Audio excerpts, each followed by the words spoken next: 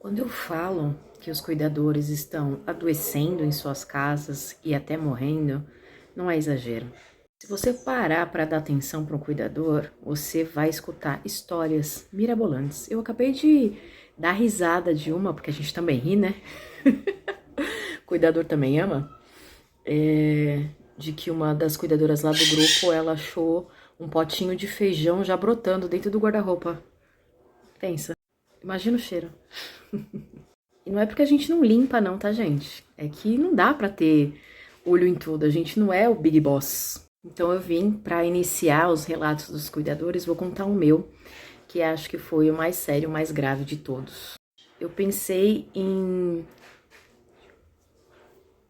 2 vezes. Eu cheguei a planejar as 2 vezes que eu ia fazer isso, que eu ia de arrasta pra cima comigo mesma. Tinha data, local, como que ia ser, tudo nos mínimos detalhes. Eu até cheguei, na época da primeira vez, a conversar com uma amiga e deixar ela responsável pelas minhas senhas de banco, por essa parte burocrática, para caso acontecesse alguma coisa comigo, ela pudesse dar suporte pro meu pai, né? Porque a gente se sente tão mal, a desesperança, a descrença, a falta de luz no fim do túnel é tão concreta, a gente sente tanta dor, não só emocional, mental, mas física também, que quando a gente olha pra frente a gente não consegue enxergar nada. Então a única coisa, em alguns momentos, quando tá muito foda, quando tá muito complicado, a única coisa que a gente consegue pensar é ir de arrasta pra cima. E eu sei que tem muito cuidador passando por isso agora e chegando a começar a pensar nisso. Tem uns que até se ferem, não chegam às vezes de fato nesse sentido, mas se ferem fisicamente para tentar tirar um pouco da dor que a gente sente. Eu desenvolvi problema de coluna por conta dos cuidados com meu pai, então eu tinha dias que eu não conseguia andar.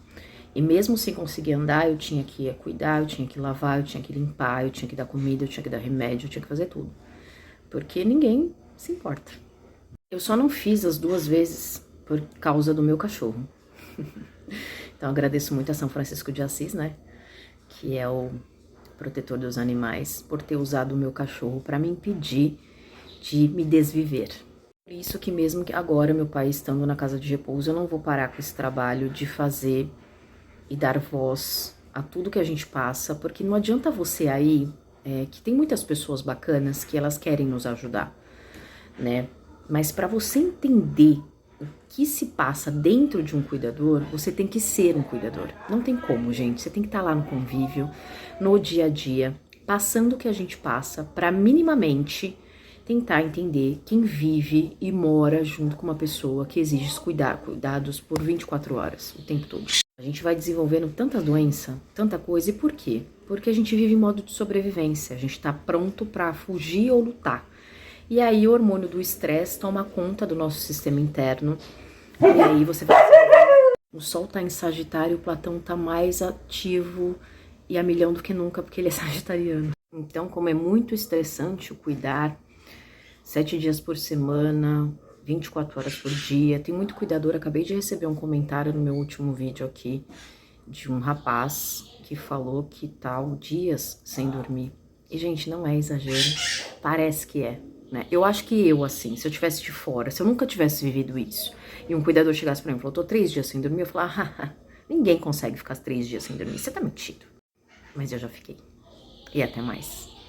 Nesse surto do meu pai, né, que foi onde eu e minha irmã tomamos a decisão de colocá-lo na casa de repouso, a gente ficou 2 semanas praticamente sem dormir, dormindo muito pouco.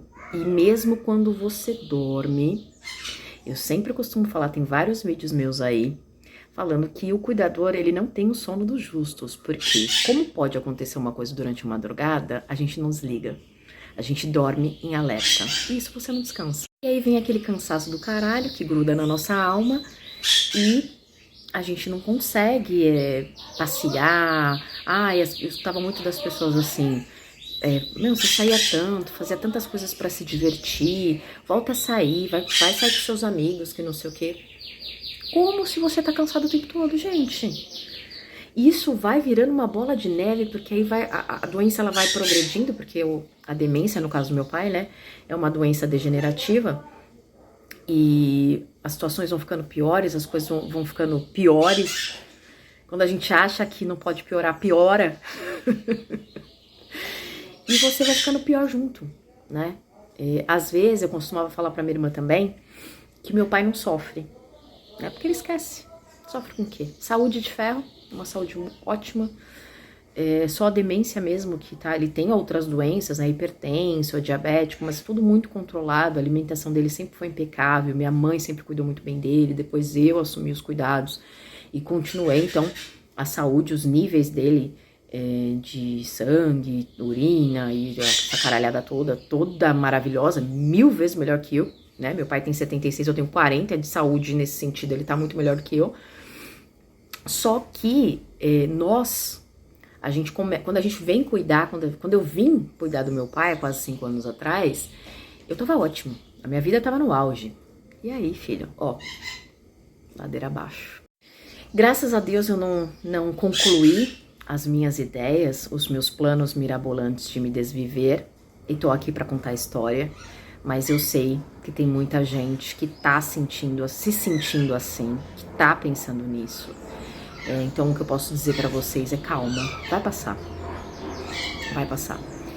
E também vi com esse trabalho de dar voz aos relatos dos cuidadores para que a gente consiga alcançar leis que nos protejam, porque a gente precisa de cuidado, gente. Quem cuida de quem cuida, a resposta é ninguém, mas a gente precisa mudar isso. Então vamos falar, vamos jogar as nossas informações, o que a gente tem para contar, as nossas histórias nas redes, para que alguém nos enxergue e alguém estenda a mão pra gente, alguém que tenha poder para isso. Porque eu acredito que a gente consegue, né? Eu tô aqui pra contar a história. A minha história se desenrolou de um modo que eu jamais imaginaria, porque eu nunca pensei em colocar meu pai numa casa de repouso, mas foi preciso. E também pra poder falar com essas pessoas de que, se elas tiverem condições, não é abandono. A gente consegue trabalhar a culpa, porque a gente se sente culpado em muitos momentos, porque, né, a gente teve que tomar essa decisão. Mas existe luz no fim do túnel. E se você tá pensando em fazer isso, não faça. Você é importante. Não é qualquer pessoa que encara essa bronca sozinha, tá? Porque se você é um cuidador e você tem a ajuda de outros cuidadores, a coisa fica diferente, gente. Fica mais leve. Só que a maioria não tem dinheiro.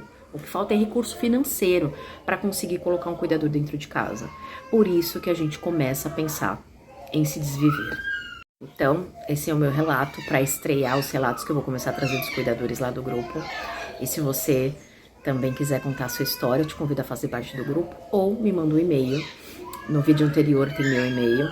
Me manda para eu vir aqui dar voz à sua história, porque você não tá sozinho. A gente pode não ter a nossa família do nosso lado do modo que a gente gostaria, mas a gente tem um ao outro.